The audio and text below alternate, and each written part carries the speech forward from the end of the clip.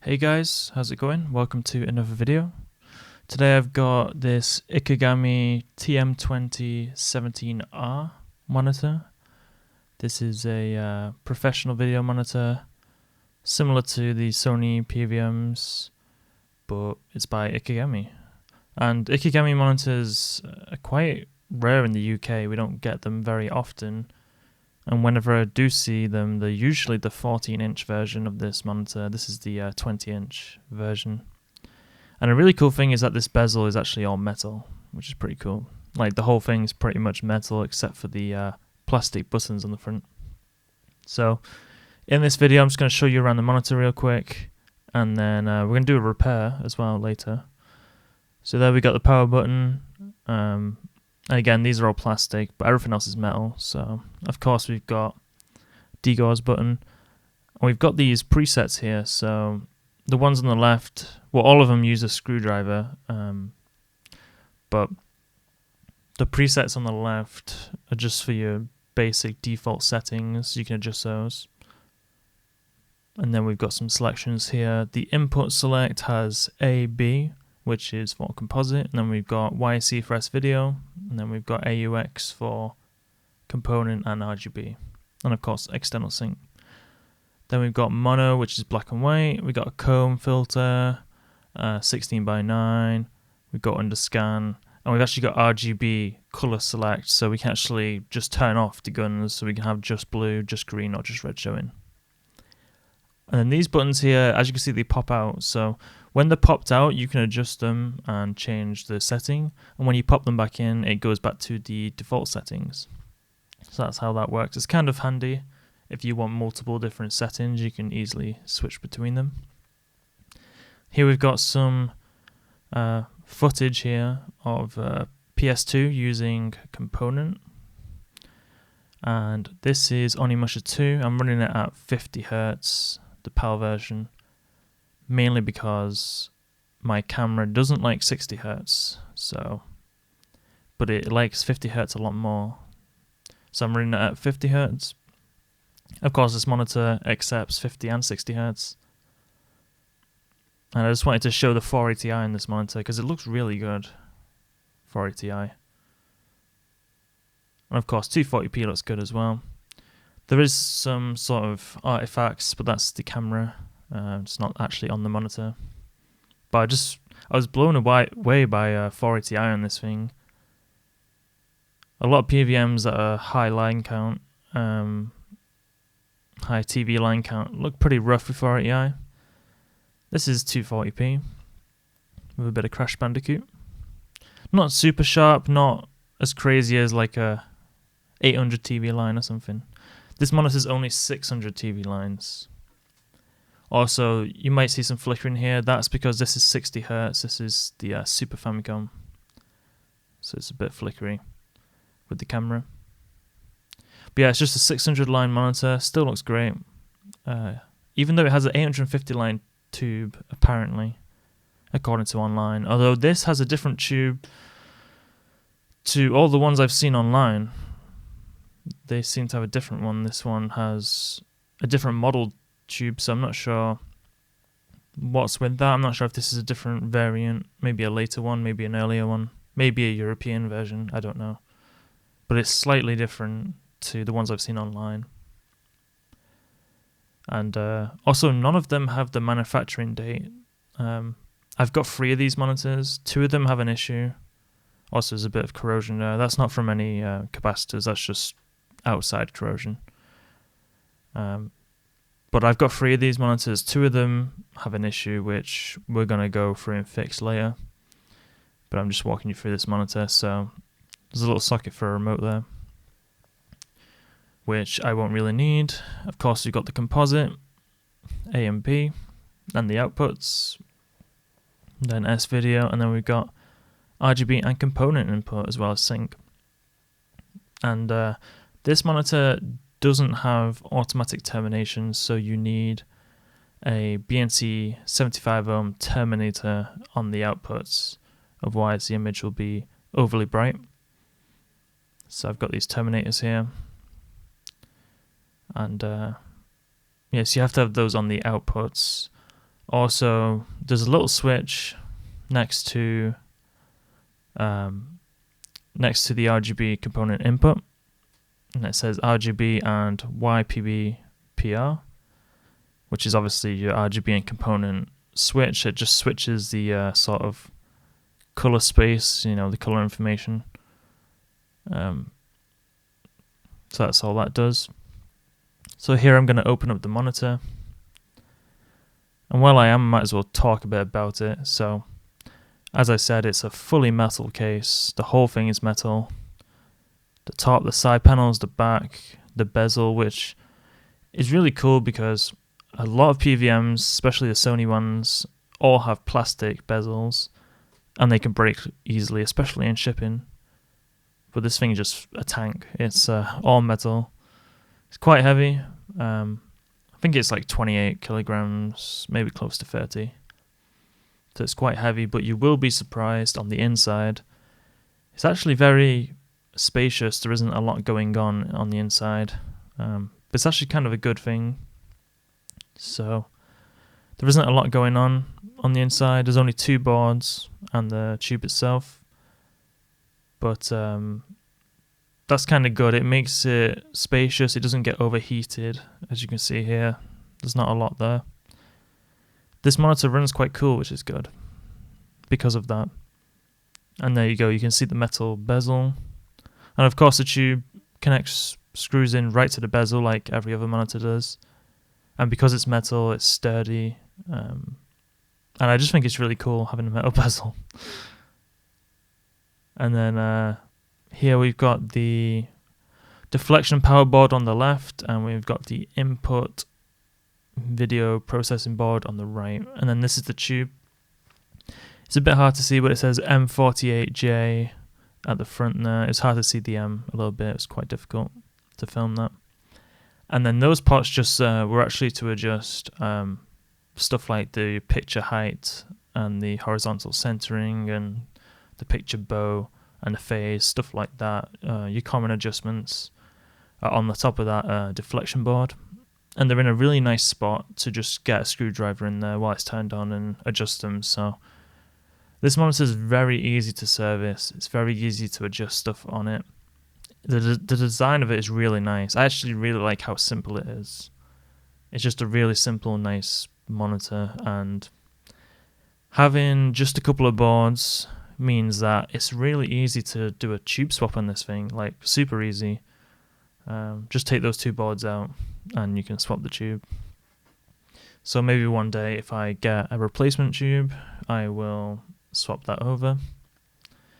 And the way this monitor is set up is that you can take obviously the top panel off, which I already have, and we've got the side panel here, and that easily comes off with 5 screws. And then it gives you access to the video processing board here. And then we can actually make some adjustments on this board. There's some potentiometers, so we can adjust some more of the settings, because of course this monitor doesn't have an on-screen menu. It's just all analog. So you can see some potentiometers there. And this is the board that has the issues on these monitors. So as I said, 2 of these monitors aren't working. The issue with them is that they won't change the input. They're stuck on composite. So composite is the default input, and on 2 of the monitors you can't change the input. So you can't change it to S-video or RGB component. It's just stuck on composite. And this seems to be a common issue because, like I said, two out of the 3 monitors that I've got have the issue. And so I thought it'd be a good video to show you guys how to fix it. And I'm going to go for it. So right now I'm just taking the input board out. So what you have to do is you have to remove this metal sort of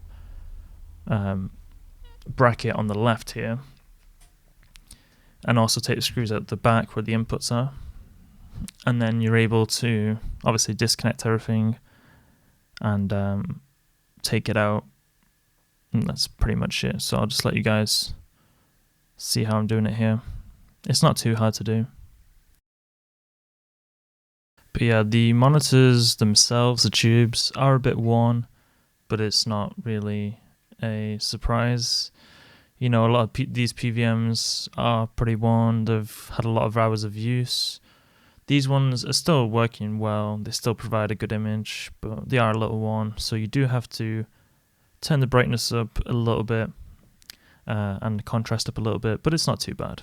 So quite happy with these. And like I said, hopefully one day I can get a replacement tube and swap it out. That'd be pretty cool. But yeah, for now, they're good monitors, and hopefully with this fix, anyone who's got an issue similar to this one can fix it.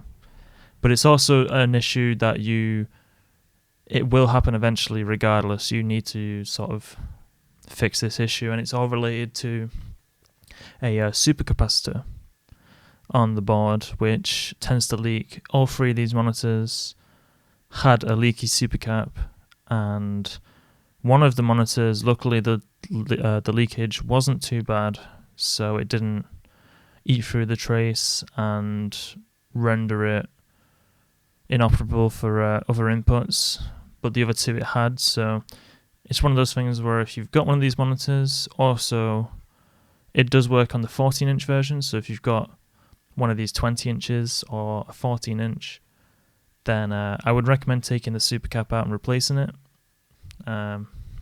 Even if your monitor works fine, I'd recommend doing it because it's only a matter of time.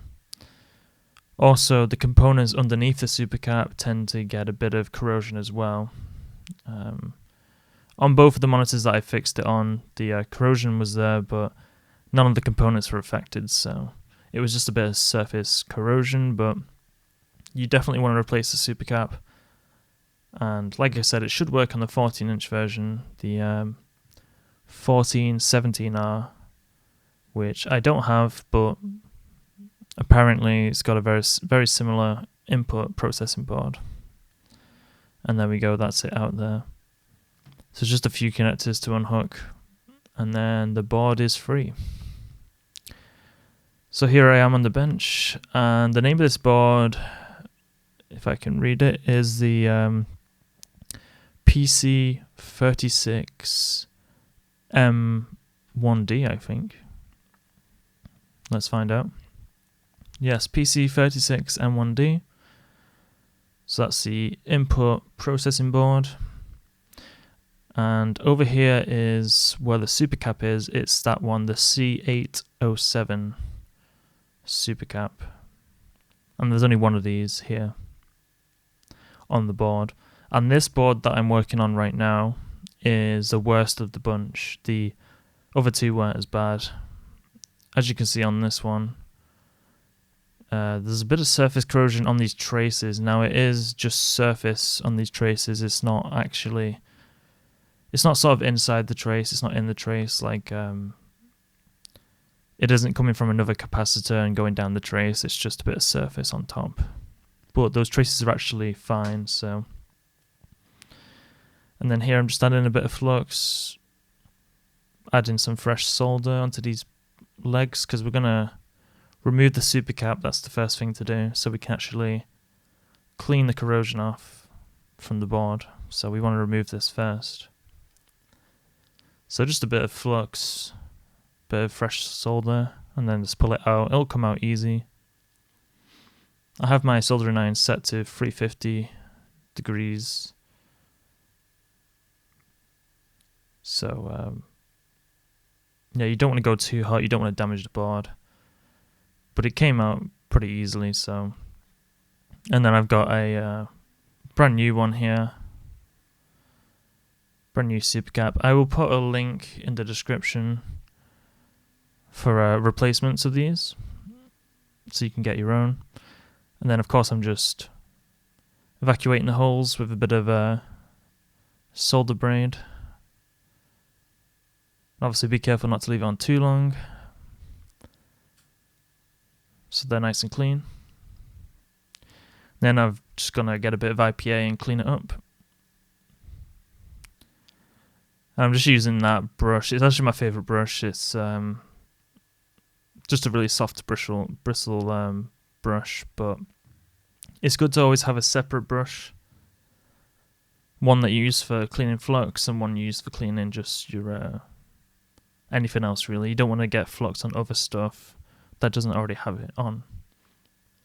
And right here I'm just spraying some vinegar, some white vinegar, on the points that have corrosion to try and counteract and get rid of a bit of that corrosion.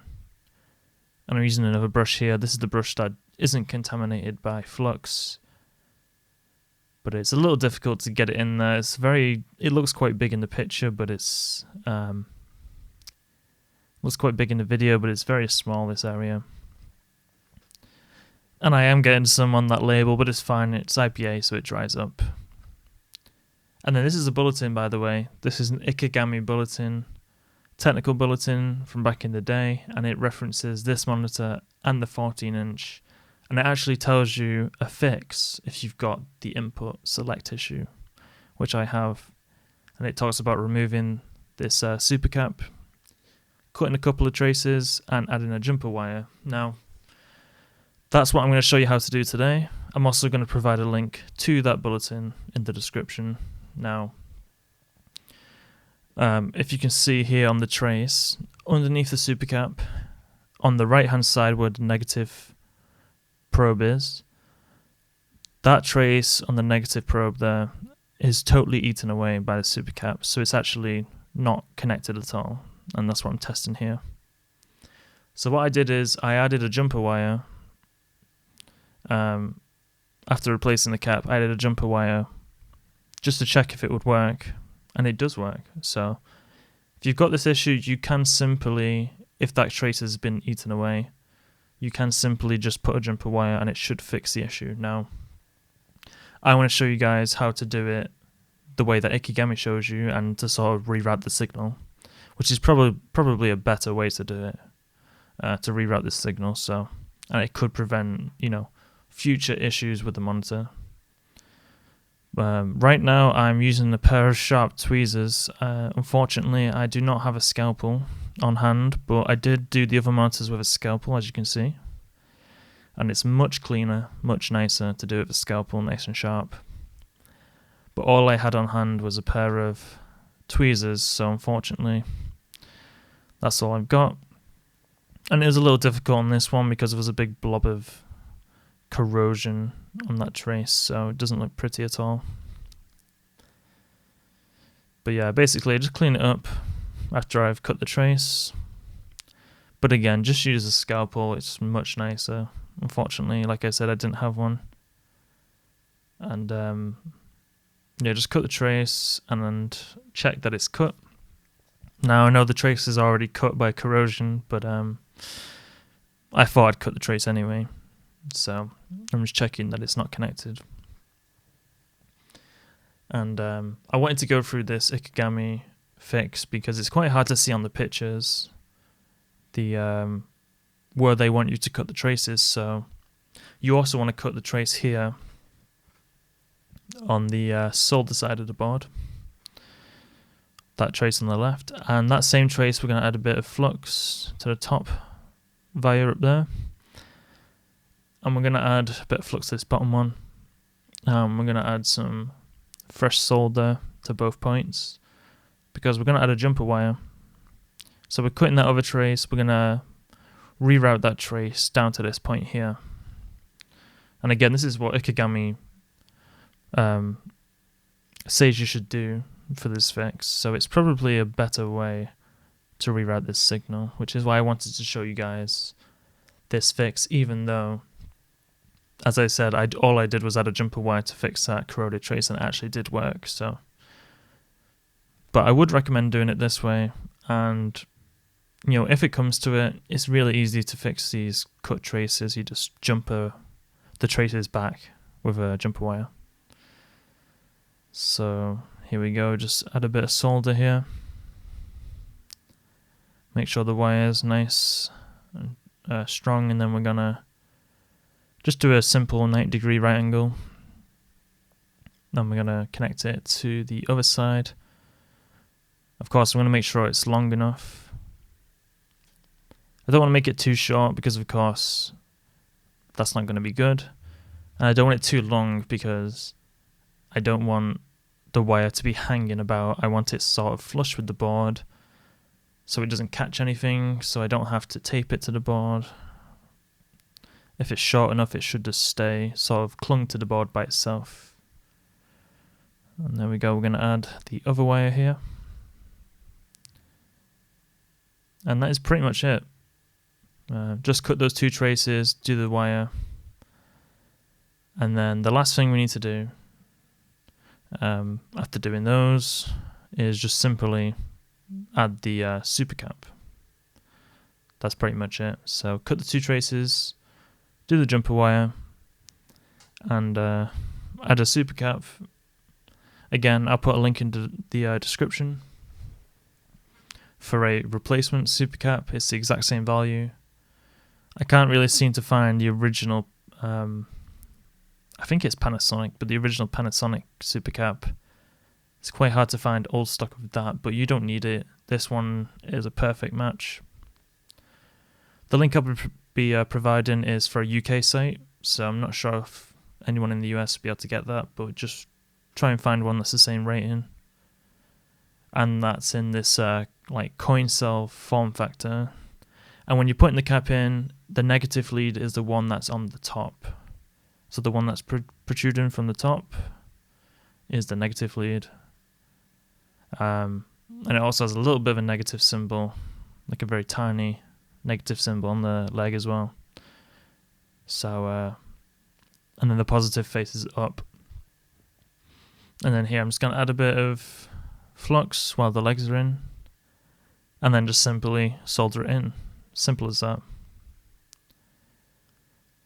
And I keep the soldering iron on there for a little longer than usual, just so the solder can actually go through the hole a bit and give at least a 75% fill, which is what you should be doing, really. So that's what I'm doing here. Just gonna put a bit of solder on each leg. And all you have to do is you just add a bit of solder to the soldering iron. You don't really need to sort of feed it with solder. Just add a bit of solder to the iron, and you can just put it on there, and the flux will help it go through as well. Now, if you want to do the jumper wire and cutting the traces, you can do, like I said, simply replacing the Supercap and doing the jumper wire on the corroded trace should fix it, and it always seems to be that trace that's corroded in the exact same spot as well. But I'd recommend just doing this method, as again it's recommended by Ikegami, and it seems to be just a better way to route the signal. So, but yeah, that's the Supercap done. Pretty simple, easy. Just got to make sure you get the polarity right, just because it's a bit of a weird capacitor. And then, yeah, I'm just touching it up here. Just making sure there's enough solder in there. And then I'm going to clean the flux off. Clean it off the wires as well. I tend to do all the cleaning at once if I'm doing a section of a board. So, just going to clean all the flux off. And then I'm using a microfiber cloth just to dry it. And that's it done. So then now I'm going to put it back together and then test it. And I've got an NES here, which is RGB modded. So I'm going to power it up. And then I'm going to make sure it's on RGB with external sync. Also, these Ikegami monitors tend to do this. They do like a little sort of color cycle with red, green, and blue. It's really weird. Never seen it before. So yeah, just making sure it's on the right input, and there we go. That's RGB from the NES. So let's turn out the lights a bit. The screen is quite reflective, so there's no anti-glare coating on this tube, so you have to make sure it's under controlled lighting to get a good image. But I'll show you a bit of Castlevania here. This is the PAL version running at 50 Hz. And yeah, for 240p it looks good. Again, it's not going to have crazy scan lines because it's not a super high line count monitor. But because of that, 480 Ti does look really nice on this monitor. But 240p looks great. Great image. Here's a bit of Zelda, the first Zelda. And yeah, this looks good as well.